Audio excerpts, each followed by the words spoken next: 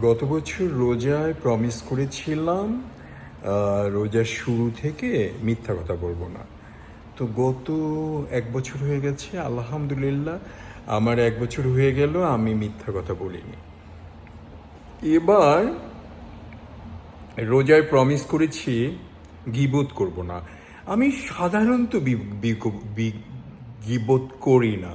গীবত মানে ব্যাকবাইটিং, এটা করি না সাধারণত। কিন্তু যখন একটু কথা বলি বা কারোর সামনে গল্প করছি, তখন কেউ কিছু বললে অনায়াসে গীবতটা চলে আসে। খুব একটা বিপদে আছি, আমি গীবতের ছাড়তে পারছি না। তো এবার রোজায় বলেছি যে গীবত করব না। কিন্তু কালকে যে ঘটনাগুলো ঘটে গেল, আবার আজকে প্রথম রোজা, শুরুতেই দেখি অন্যদের সম্পর্কে আমি কথা বলছি। এটা ঠিক না। মানে আমার অহেতুক কী দরকার পড়ছে অন্যদের সম্পর্কে কথা বলা? এই জিনিসটা আমি নিজের সাথে যুদ্ধ করছি। তো আপনারা আমার জন্য দোয়া করবেন, এটা জেনে আমি শেষ করতে পারি। মানে আমার বিহাইন্ড দ্য, কালকে একজনের উপস্থিতিতে তার সম্পর্কে কথা বলছিলাম ফোনে, তারই এক বন্ধুকে, তার সামনে এত খারাপ খারাপ কথা বললাম, অথচ কিছুই ইয়ে হলো না। খারাপ না, একটু দুষ্টুমি, একটু ইয়ে করে কথা বললাম।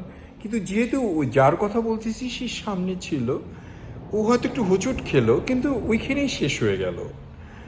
আর যদি আড়ালে বলি, যেমন মনে করেন সাপোজ আপনার নাম এ আর ওর নামে বি, আমি একে হয়তো বললাম যে এ জানো বি না বলেছে ও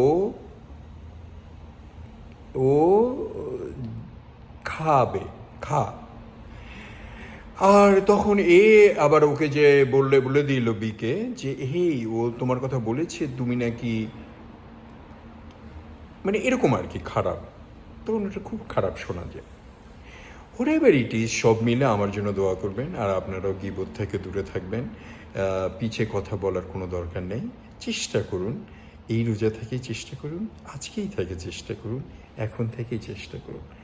কোনোটাই, আমরা যেহেতু সৃষ্টির সেরা জীব, এটা করা যেতে পারে।